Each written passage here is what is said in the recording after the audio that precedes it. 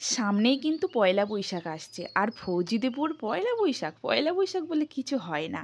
কোয়ার্টারে থাকতে গেলে সব কিছুই ভুলে যাও, পয়লা বৈশাখ টৈশাখ কিছুই হয় না। গুড মর্নিং এভরিওয়ান, আজকে হচ্ছে বুধবার আর এখন কিন্তু সকাল 6টা বাজে।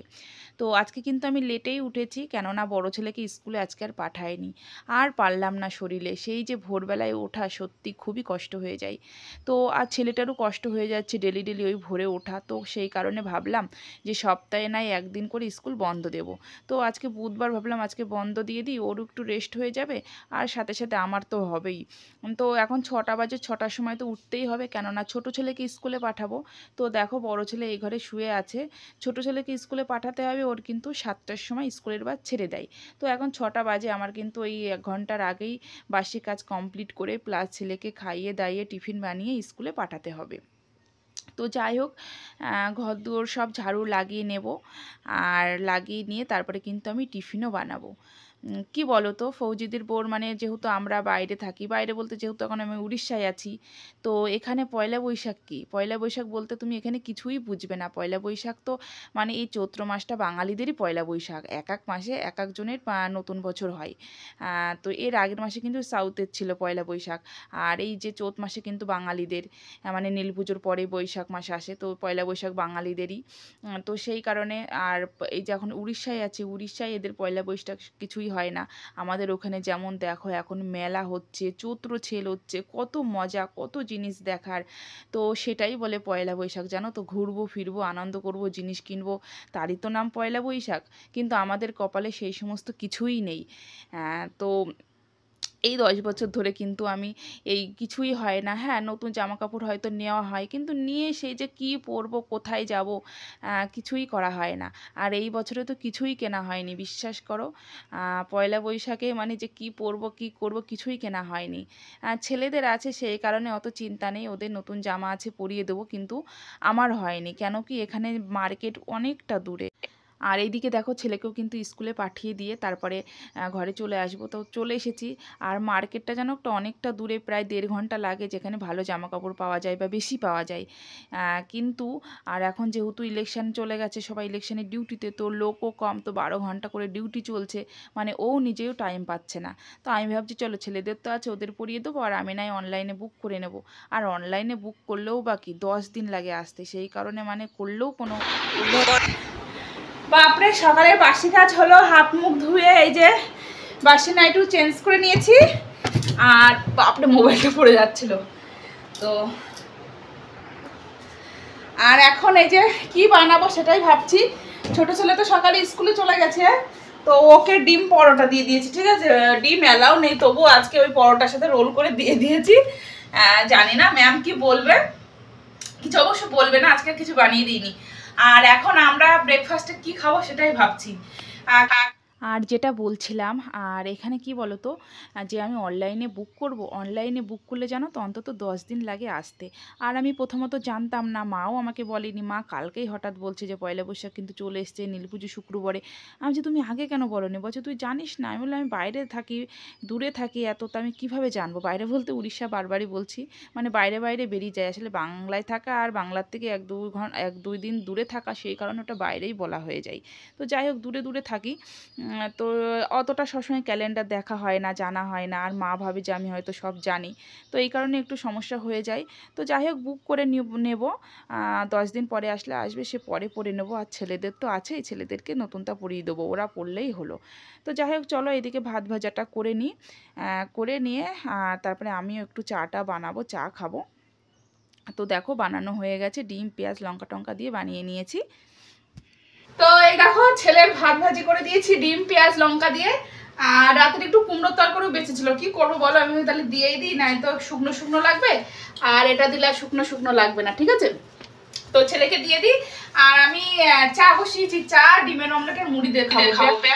ব্যাপক লাগে কিন্তু খেতে, বলো, মধ্যে মাঝে কিন্তু মুড়ি ডিমের অমলেট চা বেশ খুব সুন্দর লাগে। তো দেখো আমার মুড়িটা কিন্তু একদম শেষ হয়ে গেছে, মুড়ি নিতে হবে। আর ভেতরে কিন্তু মুড়িওয়ালা মধ্যে মাঝেই দুজন আসে, তো দেখি আজকে যদি আসে তাহলে নেব।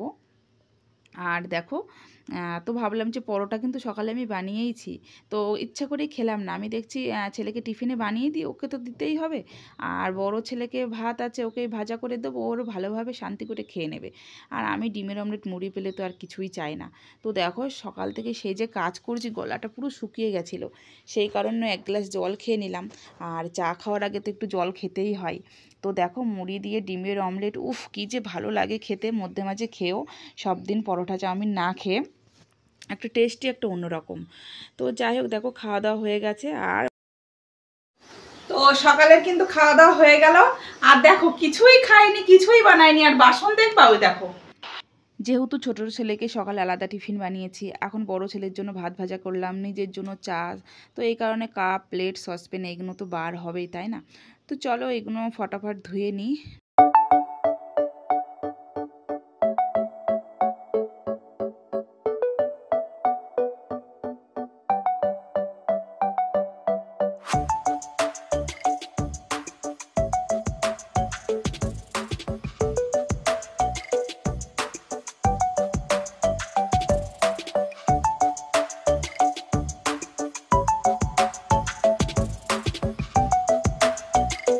বাসনগুলো সব ধুয়ে নিয়েছি, আর এইদিকে ভাতের জন্য জলও বসিয়ে দিয়েছি। ঠিক আছে, কেন কি আমি অনেকটা টাইম পরে এসেছি, তখন ভেবেছি যে সকালের জলখাবারের বাসনপত্রগুলো ধুয়ে নিই, তো ধুইনি। ওই যে মোবাইল নিয়ে একটু বসেছিলাম, ব্যাস লেট হয়ে গেছে। আর এখন কটা বাজে জানো? 10টা 10। আর আজকে জানি না ছোটো ছেলে এত তাড়াতাড়ি এসছে কেন, কেন কি ও তো 11টার সময় আসে, তো চলে এসছে। আর দেখো এখন 10টা 5 বাজে, 10টা 5 বাজে। ঠিক আছে, আর এখন রান্না বান্না শুরু করতে হবে। তো চলো কি রান্না করব ভাবছিলাম যে থাক নাই, মাছ তো আছে, মাছ আলু বেগুন দিয়ে করবো, আর একটা অন্য কোনো একটা সবজি করব। তারপরে ভাবছি না, কালকে আবার বৃহস্পতিবার, শুক্রবারে নীল পুজো, বৃহস্পতিবারের দিন নিরামিষ খেতে হবে, তাহলে আর ইঁচড়টা রেখে দিয়ে কি করব, ইঁচড়টাও বানিয়ে নিই, কেননা আমরা পেঁয়াজ রসুন ছাড়া তো ইঁচড় খেতেই পারবো না। তো সেই কারণে আবার ইঁচড় কাটলাম। আর ইঁচড় কাটা মানে তো পুরো যুদ্ধ করা, সে সবাই জানো। তো যুদ্ধ করে মানে অনেকটা টাইম চলে গেছে। আর আমার কিন্তু এদিকে রান্নাবান্নাটাও কমপ্লিট হয়ে গেল। আর দেখো রান্নাবান্না সব হয়ে গেছে, এই যে। তো এখন অনেকটা টাইমও হয়ে গেছে, প্রায় 1:45, যেহেতু আমরা তাড়াতাড়ি খাই। আর ছেলে স্কুল থেকেও চলে এসছে, তো আজকে খাবে, কি বলছে খিদে পেয়েছে, তো ওকে খেতে দিয়ে আমি চান করতে যাবো। ঠিক আছে, তো এই দেখো বাসন, এই বাসন কাটা ধোবো, ধুয়ে ওকে খেতে দিয়ে আমি চানে চলে যাবো। আর তোমাদের রান্নাবান্নাটা একটু দেখিয়ে দিই। এই যে ইঁচড়ের তরকারি পেঁয়াজ রসুন দিয়ে, আর মাছ বেগুন আলু দিয়ে তরকারি। তো চলো খাওয়া দাওয়া করে আবার তোমাদের সাথে পরে কথা বলবো। আর আমের চাটনি তো আছেই, এখন প্রতিদিনই আমের চাটনি দেখতে পারবে। তো দেখো এখন কিন্তু বিকাল 5টা বাজে, তো খাওয়া দাওয়ার পরে আর আসা হয়নি। ভিডিও এডিটিং করছিলাম, তোমাদের যেহেতু ব্লগটা দিতে হবে সেই কারণে। আর বিকালে ভাবছি আজকে একটু পকোড়া বানাবো, অনেক দিন বানানো হয় না। তো আলু পেঁয়াজ কেটে এলাম, পকোড়া বানাবো। আর এইদিকে দেখো সেই ড্রেস হাজব্যান্ডের, আগের দিন সেই বৃষ্টি পড়ছিল, বেলকনিতে মেলে দিয়েছিলাম। তো বেলকনিতেই মেলা ছিল, ওঠানোই হয়নি। তো এখন ভাবলাম চলো উঠিয়ে নিই, যেখানে তা সেখানে রেখে দিই। আর এটা আবার আয়রন করতে হবে, তো পরে না হয় আয়রন করে নেবে। আমি অবশ্য আয়রন করি না, আর কত চারিদিকে সামলাবো। হাজব্যান্ডই আয়রনটা করে, আগে আগে করতাম, মধ্যে মাঝে করতাম যখন ছোট ছেলে হয়নি, কিন্তু এখন আর করা হয় না, হাজব্যান্ডই করে। আর এইদিকে দেখো ভেতরের ঘরে হাজব্যান্ড ফ্যানটাকে একটু তেল টেল দিচ্ছে, যেহেতু গরম পড়ে গেছে, কেমন একটা শব্দ হচ্ছিল বলছিল। আর ওইদিকে দেখো জানলাটা কিন্তু পরিষ্কার করা হয়েছে, মানে জানলার ওখানে কিন্তু আমার প্যাক করা ছিল একটা বোর্ড দিয়ে, যেহেতু এখানে ঠান্ডার ভাবটা বেশি ছিল সেই কারণে খুব হাওয়া আসতো। আর এখন খুলে দেওয়া হয়েছে, কারণ কি খুব গরম পড়ছে। তো খুলে দেওয়ার পরে না প্রচুর পরিমাণে নোংরা ছিল, তো সেখানে তোমার জলের কাপড় দিয়ে ভালো করে ধোয়া মতন করে মোছা হয়েছে, তো সেই সবগুলো করা হলো। আর এইদিকে দেখো ফিল্টারে জল ভরে নিলাম, কেন কি জল ফুরিয়ে গেছিলো, সকালে গরম করে রেখেছিলাম, ঠান্ডা হয়ে গেছে, সেই কারণে ভরে টরে দিয়ে চলে এলাম ভেতরের ঘরে। আর ওই যে বললাম ফ্যান ট্যান সব তেল টেল দিল, জানলা পরিষ্কার হয়েছে, খুব নোংরা মাটি হয়ে গেছিলো। তো সেই কারণে বেড কভারটা চেঞ্জ করে নিলাম। আর এখনের গরমের টাইম বুঝতেই পারছো, বলো চেঞ্জ তো এমনিতেই করতেই হবে, পরিষ্কার পরিচ্ছন্ন রাখতে হবে বাচ্চার ঘর। তো দেখো আর এখন জানলাটা খুলে দেওয়ার পরে না বাইরের মানে ব্যাকগ্রাউন্ডটা খুব সুন্দর লাগছে, দিনের বেলায় আরও সুন্দর লাগবে, কেন কি এখানে সবই জঙ্গল জঙ্গল, এই কারণে। তো দেখো ঘরটার গুছিয়ে নিলাম। আর এইদিকে এখন পকোড়া বানাতে চলে এসেছি, গরম গরম পকোড়া বানাবো। ওই যে বললাম আগে আগে বানানো হতো, কিন্তু এখন একদম হয় না বানানো।